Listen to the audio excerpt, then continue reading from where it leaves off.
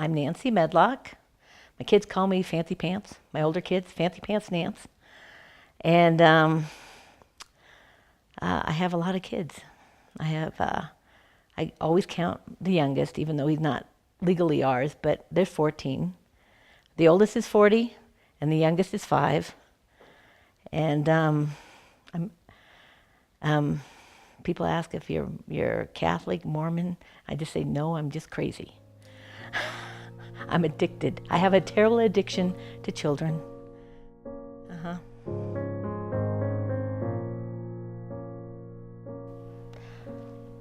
I was a mortgage broker, and I was sitting in my office, and I was thinking, God, is this all there is? You know, I've raised all these kids. They're almost all grown, and is this all there is? And God audibly told me, you know what you're supposed to be doing. And it was audible. That doesn't happen very often. So you need to kind of listen when that does happen. And so I knew what I'm supposed to be doing. And I'm supposed to be helping the least of these. We had a call for some apartment buildings, and the apartments also managed a townhome project. I went into the townhome project to do some diagnostics on the bathroom. I still remember, I could remember the layout of the house and everything. Where the location of the problem was in the bathroom was right next to a bedroom. And something told me just to, hey, look in the bedroom, because knowing that there was nothing electrically that should have been in that room that was involved in the bathroom, something I still wanted to look in that room. When I opened that room, it was the children that were in there all kind of jumped back and almost scurried. We had gotten this call from Hope and Home about doing some respite for a couple little boys. We were shopping for clothes for them when we got a call from Hope and Home again saying, well, we have another family for the boys. They will be easy to place because there's only 2 of them. But Nancy, we have this family of 5 girls, and there is no one who will take them. I mean, that's a lot.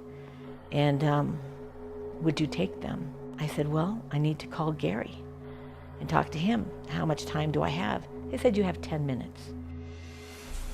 They came, and it was cold, and it was raining. It was January. The baby had, just a little pajama on with those the little snaps, but no pants, just a dirty diaper. And she was crying. Both cars that pulled up with kids, everybody's crying. We're trying to see, are you hungry? But most of them were so sick, we just put them in bed. You have to understand, that's all they saw was what was in the room. And there weren't toys, it was full of trash and dirty clothes. The smell of the room was just absolutely horrendous.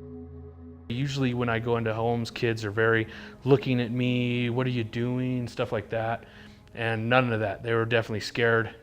They were in the room, but they were hiding amongst the garbage and the dirty clothes. And but the smell was unbelievable because they had many accidents and lots of bladder infections. They didn't have toilet paper. They didn't have anything to clean themselves with. There was nothing in the bathroom to clean themselves with. No new towels, no toothbrushes, no nothing. They had nothing. And child in the middle did not move whatsoever. The girls had a brother. Tavis had lived with his aunts and his grandmother till he was 6 years old. His mom had been in the Air Force, and they had moved out here. The grandmother moved here with her husband to help out with the children, but they were not allowed to see the children much. The parents started acting very funny and started being very secretive and kept the children away from everybody.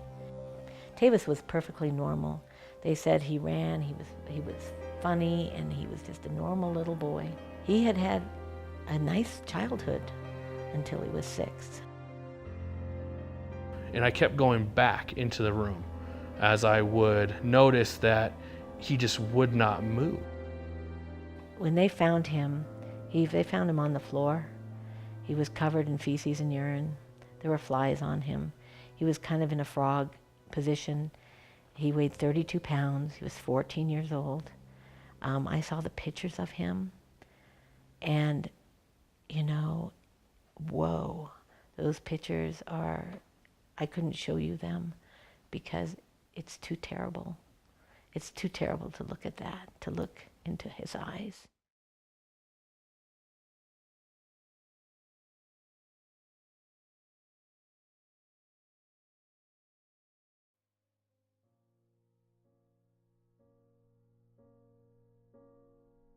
I'm Carrie Wright. I'm a physical therapist. I met Nancy Medlock 7.5 years ago when I was invited to her home to provide physical therapy services for 2 of her foster children.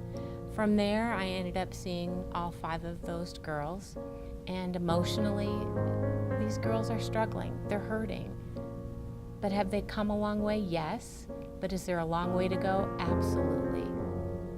Tavis talks about what it was like living in that house, because for him, he knew what life should be like. He had been raised by the aunts and the grandmother till he was 6. The girls didn't know the difference. And for Tavis, he knew that this was wrong. And he always wanted to protect them. I mean, he always talks about being a superhero, and he has all of these he has all of these abilities like a third eye and all of this stuff. He's always trying to protect everybody, and he's just a great kid. When I look at Tavis, I see a hero. He's my hero. He saved my girls. If it wasn't for him, they wouldn't be here. A lot of them wouldn't be here today. He's my hero. He's quite a guy. If you go into your heart of hearts and think about, what am I made for? What am I here for? We're all called. Everybody is called to help widows and orphans. Everybody is called for that. If it wasn't for Hope and Home, I never would have met Tavis. I never would have met Shakira and Gabby and Eliana and Hannah and my little baby Raina. I never would have met them. They are the reason I have them today. They're the reason all these kids are safe today. If they had gone into the system, I dread thinking what would have happened to them.